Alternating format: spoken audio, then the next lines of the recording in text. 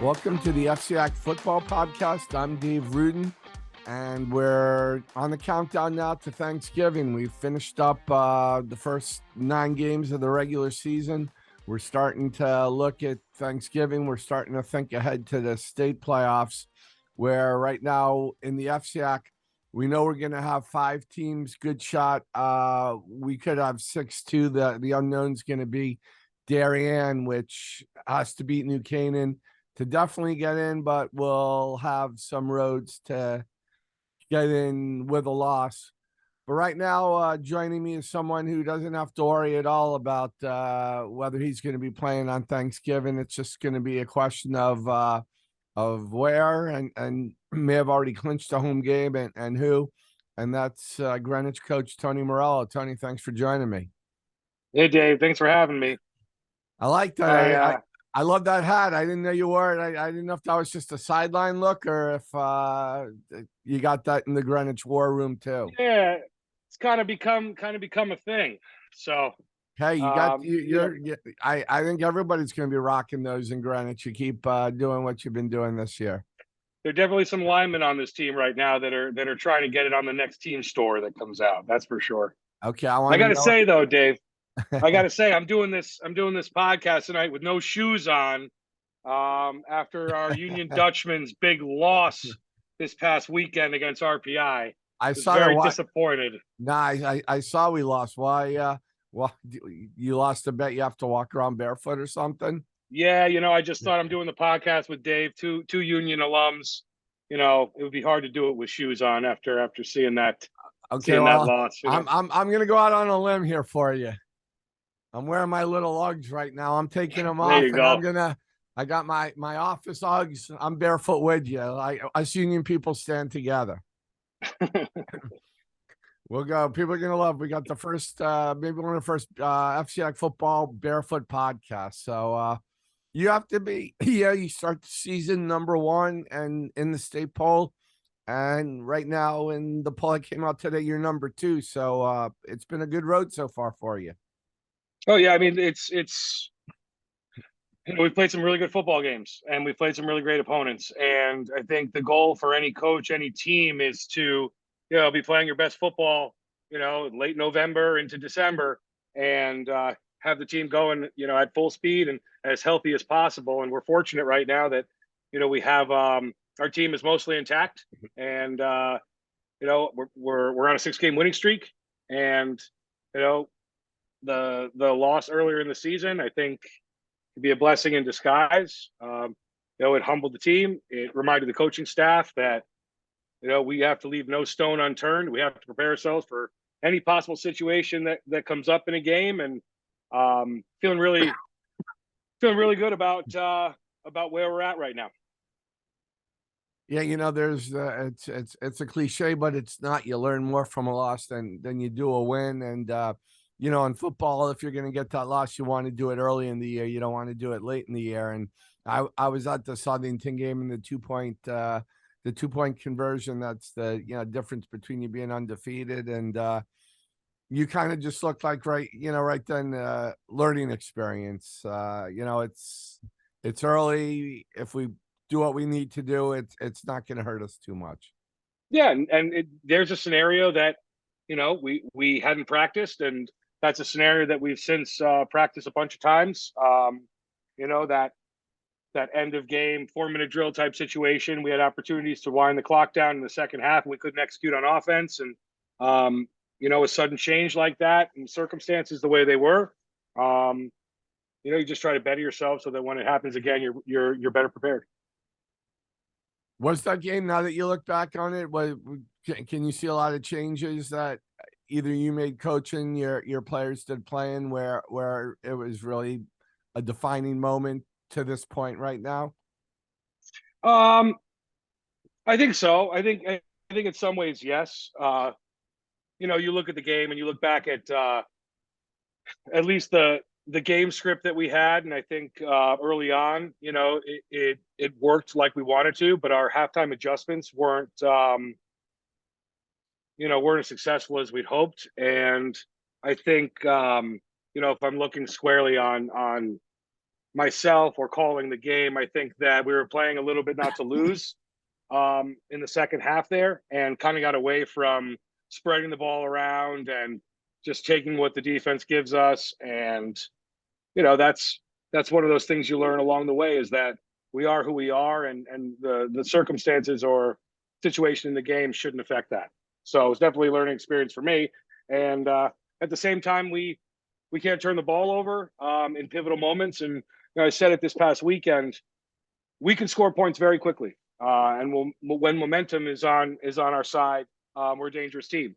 But it's when the other team grabs momentum, who's going to answer the call?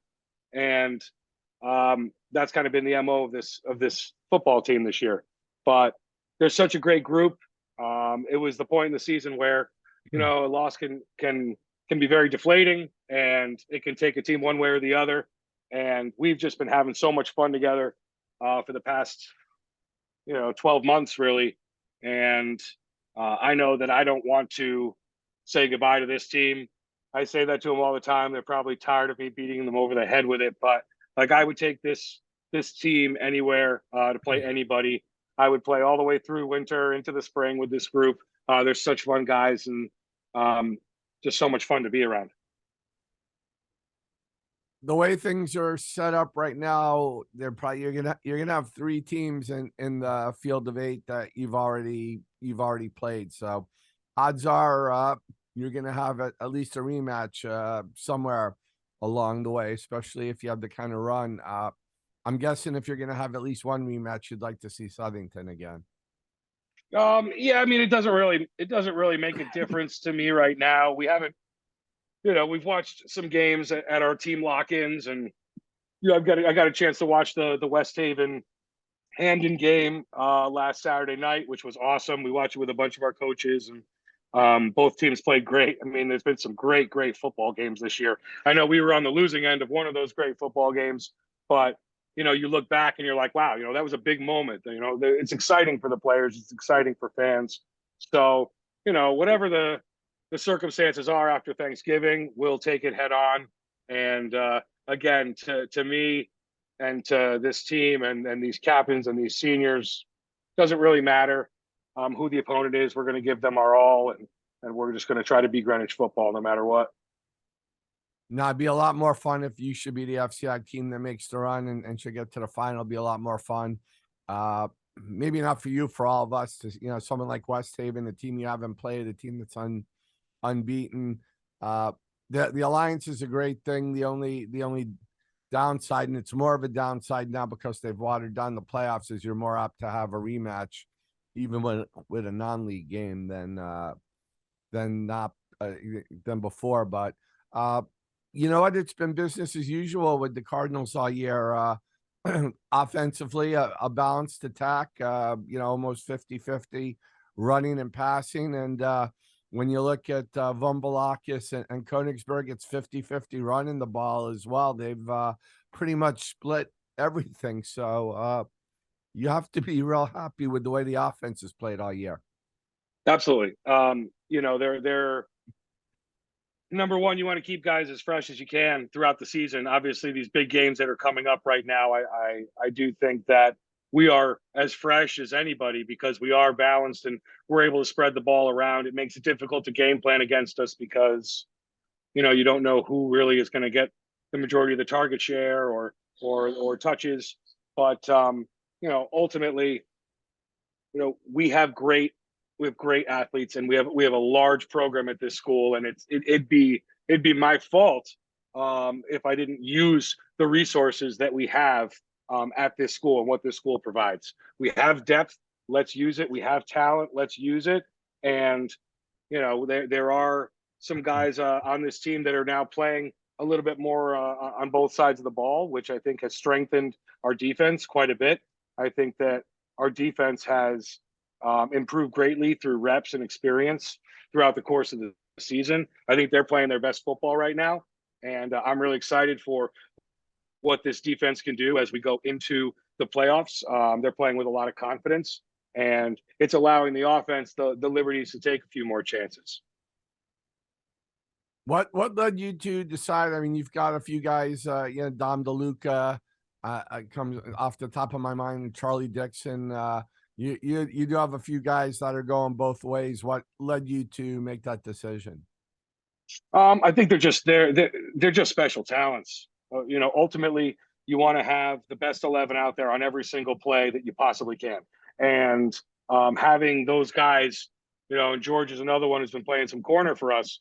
Having those guys to be able to play on both sides of the ball just makes us that much better. You have to be smart with usage so that a long game and reps on both sides doesn't lead to cramping, where you get neither where you don't get that player on either side of the ball. So being smart in the usage of two-way guys so that you can maximize their time on the field is important. But I think we've definitely benefited from having some of our exceptional talents, playing both sides. Definitely. And this is, in Greenwich, you're going to always have the numbers, but you really have quality numbers this year. It's allowed you to play some guys both ways because, you you mentioned like Ivan Velakis. If he's playing a little bit of defense, you can go to some other people. You could give Konigsberg, a few more carries, or you can bring some guys in off the bench who can, but it's like a shifting puzzle, but you always have pieces available for you. Yeah. Well, I mean, with the teams that we've played some exceptional players as well. I mean, how we got Caleb Smith coming up on Thursday with two exceptional wide receivers who, I got a chance to listen to them. We all listened to them last week on the podcast. Like, they're great players. I need to have my best guys covering their best guys. I mean, that doesn't take a rocket scientist to figure that out. So, and we've been playing great teams that have exceptional talents on both sides of the ball all year long. So ultimately, we have Hutchinson lining up across from you. He's gonna pick you apart if you don't have an answer for him. So I mean, and it's just every week it's like, who are the dudes? And we just try to match up as well as we possibly can and find ways to use our depth and throw some wrinkles in every once in a while. Coach Hochter just does an amazing job defensively of disguising things and sending that pressure when he needs to. But there's just it's just 1 week at a time, I guess. 1 week at a time. Staples showed on Saturday night they can win a defensive battle, which was one of the rare ones they've been in. What impresses you most about them? Staples? Yeah. I think they're hungry. I think their coaching staff is completely committed to that program. I think that they had an excellent offseason.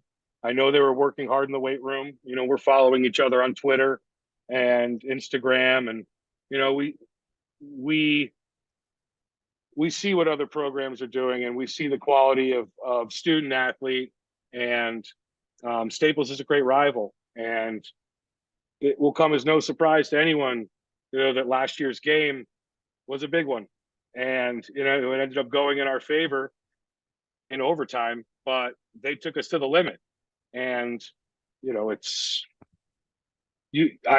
that feeling. We know the feeling of our season ending before we want and wanting to do all we can to take the next step. So, for Staples, beating Greenwich on Thanksgiving is taking that next step. And, that's probably the scariest part about Thanksgiving, is going up against a team that has nothing to lose. But at the same time, at the end of the day, it's the players that are going to play. So we just got to let the cards fall where they may. A little different game right now. You guys are both in. So the good part about this game is you both know. Yeah. You both know that you don't have. There's a sense of urgency, but it's not a survival sense of urgency. Obviously, you're number one in the rankings right now. You want to stay there. Staples is fourth right now. They want to have a home game, so there is a lot at stake. But I'm guessing it must be a little bit different feeling when it's not a win or go home. Yeah, there's definitely pressure that's off, but I think there's still plenty to play for on Thanksgiving. I mean, the at one point in time, the FCIAC championship was the championship. Some would argue it was even more important than the state championship. And we lost that game and the opportunity to play that game.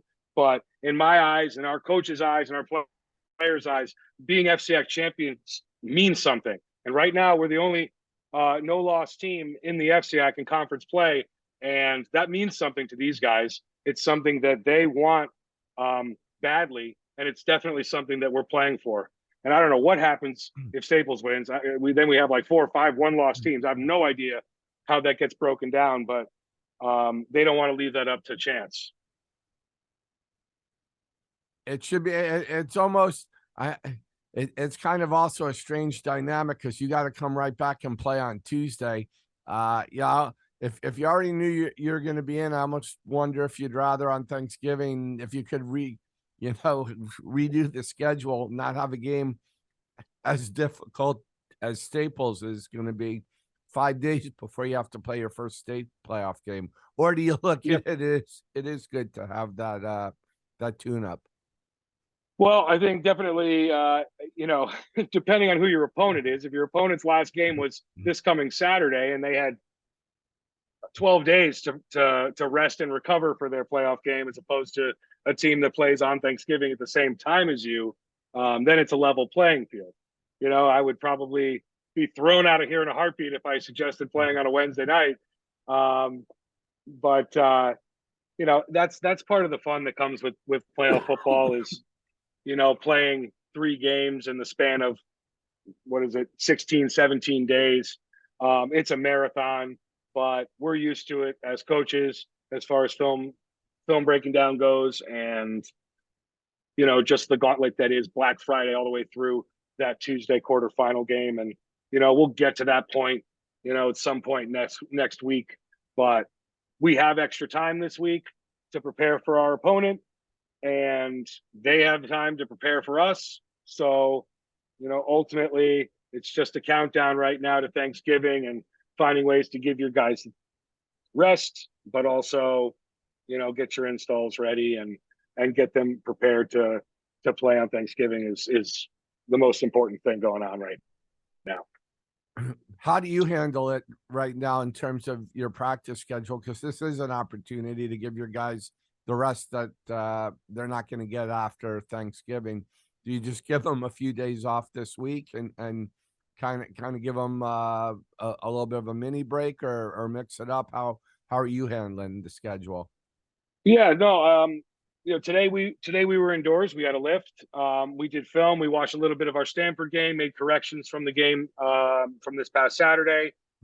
We also, began going over our installs and watching some Staples film and our cut-ups and everything that we everything that we like in all facets of the game.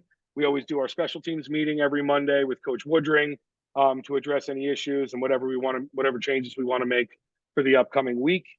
Tomorrow will be a light day in uppers. Wednesday's a helmet day. Thursday is more of a physical day where we'll get some of our team periods in, a little bit of contact. We have our last JV game on Saturday. So Friday is going to be a full JV practice with the varsity coaches. We'll give them all our attention and, try to give them our best so that they perform their best on Saturday. And varsity will be in early for, a light session, a little conditioning lift, meetings, film Saturday morning. And then we'll all be out there for the JV game, supporting their teammates. And then Monday, we're going to turn the lights on, have a nice full session under the lights. And before you know it, it'll be Thursday again. So what's it going to take? You get Staples. I don't know if you're locked into a home game or not. I'm gonna let Ned and Sean and those guys that like to play with the abacus and let them figure this all out. No, it's so much better for having somebody else do it. I can tell you that. I'd much rather click a button than do it myself. There's no time for that. But ultimately we're just happy to be there, and when it comes to football, it's whoever makes the least amount of mistakes and executes the best on that given day. You just see it week in and week out, especially this year with the number one team changing, seemingly like the weather. It really just comes down to mistakes and execution. And we know we have at least 2 more games that we have an opportunity to perform as well as we can and hopefully win those games. And everything after that is all bonus. This is a fun time of the year now. Does it feel like a little bit different than, now that you start looking at Thanksgiving? Is there a different feel to it at all? Well, it's not that there's a different feel. I think, ultimately the players around you, the guys that are around you every day, they're going to determine how you feel. And, this has been such a great group this year. I can't stress it enough. They're well behaved in school. They're making good choices on the weekends. They work hard. Coaches are putting in extra time. There's so much going on in a program of this size that one small or seemingly small infraction can throw things off so greatly. And they've done an amazing job of limiting those kinds of mistakes that distract either me or coaches or the team, from their goals. And each week we have been able to go in with goals, and we've been able to, for the most part, execute those goals. And that's just a credit to the captains on this team, to the seniors, and everybody else that's fallen in line. Well, I'm going to go out on a limb and say on December 10th, if you're holding your index fingers to the heaven, that hat's going to be the hottest selling hat on the Greenwich football the store site. That's going to be a bestseller all over Greenwich. Well, let's hope so. I hope you're right about that. That's for sure. Well, Tony, it's going to be fun. It's been a fun ride so far. You guys have certainly been an entertaining team. You've been a fun team to cover. You're always one of the good guys to be around, and us Union alum have to stick together there. And that means doing a podcast in your bare feet. It means doing a podcast in your bare feet. Absolutely. So listen, thanks a lot for taking the time. I know it's busy, and good. Congrats on what you've done so far, and good luck the rest of the way with Staples Thanksgiving, and then whoever you're going to see after that. Thanks, Dave. Appreciate all you do. Thanks a lot, Tony. And that's the FCIAC Football Podcast. I'm Dave Rudin. We get a break off from games, and we'll have some fun stuff as we start playing off. There we go. There's the Morello shoe too. We'll be having some good stuff for you as we get ready to count down Thanksgiving games. Have a good week, everybody.